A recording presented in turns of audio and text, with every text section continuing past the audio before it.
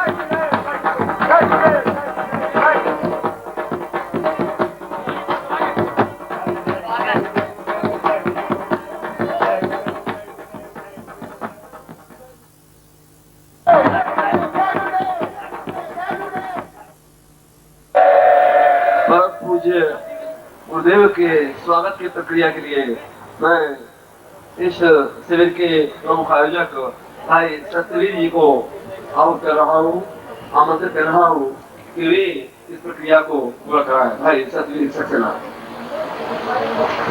और मेरे सारे गुरु भाइयों और मेरे बहनों, आज बड़े उल्लास का और हर्ष का विषय है कि हमें पानीपत में पावन गुरु पूर्णिमा महोत्सव बनाने का द्वारा पुनः अवसर प्राप्त हुआ है। गुरु पूर्णिमा जैसे कि उसके नाम से आप लोग अनुभव करते हैं कि महोत्सव का मतलब उल्लास और आनंद की अनुभूति है, और ये गुरु और शिष्य का वो संगम है, वो मिलन है, वो महोत्सव है जहाँ के शिष्य अपना सब कुछ समर्पण करके गुरु के प्रति आज के आनंद की अनुभूति प्राप्त करता है। आज का गुरु महोत्सव का मतलब ये है कि जितने शिष्य हैं वो भूल जाते हैं कि हम दुनिया में इंसान भी है, संसार भी है, परिवार भी है, या हमारा अस्तित्व कुछ और भी है। हम सारे अस्तित्व को छोड़कर केवल गुरु के चरणों में समर्पित कर देने का महोत्सव का नाम ही गुरु पूर्णिमा महोत्सव कहलाता है। हमें प्रसन्नता है कि हमारे गुरु पूर्णिमा महोत्सव पर आप लोगों का सौभाग्य है कि आज देश के कोने कोने से विदेशों से भी गुरु चरणों में अपना सब कुछ समर्पण करने का आप लोगों को अवसर मिला है।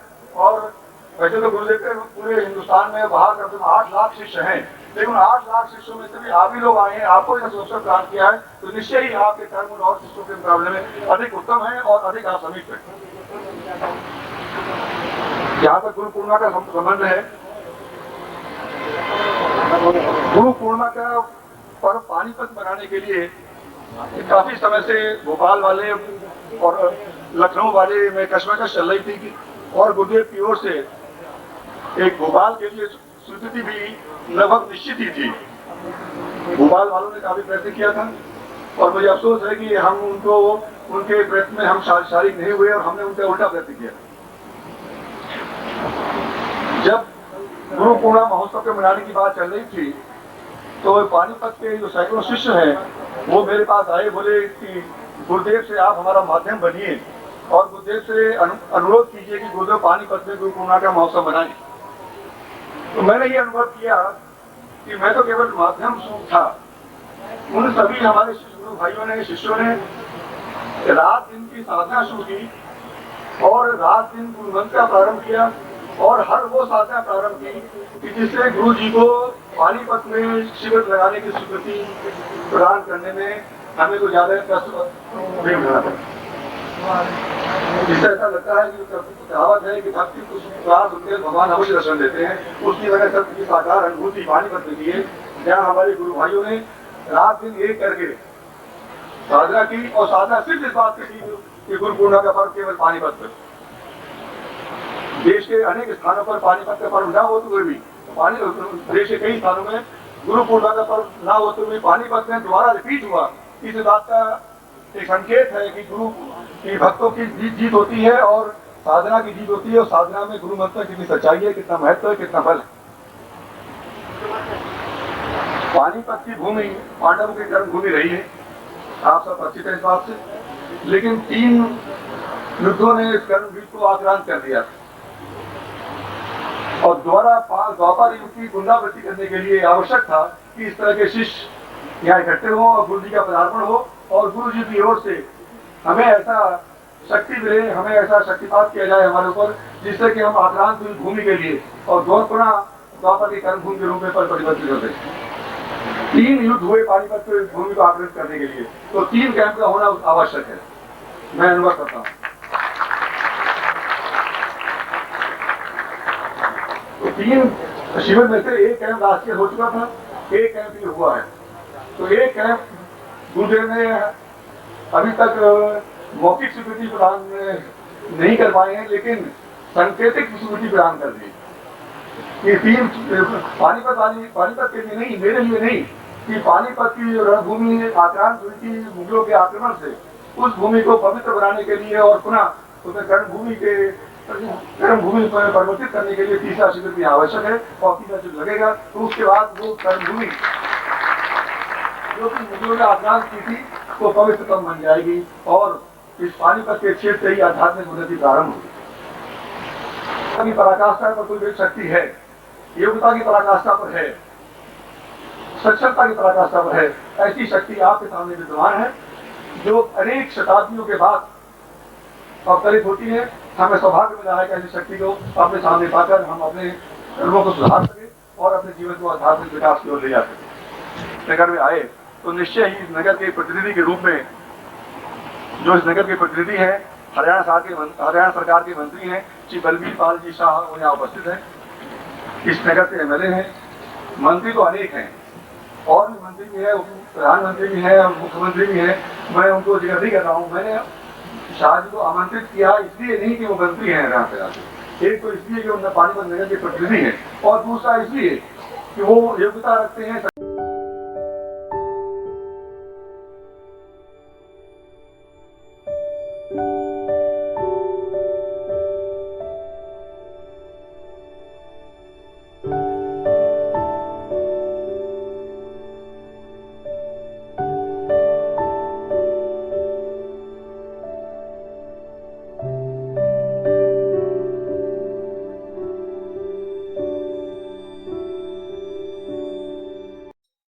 ओम परम तत्वाय नारायणाय गुरुभ्यो नमः।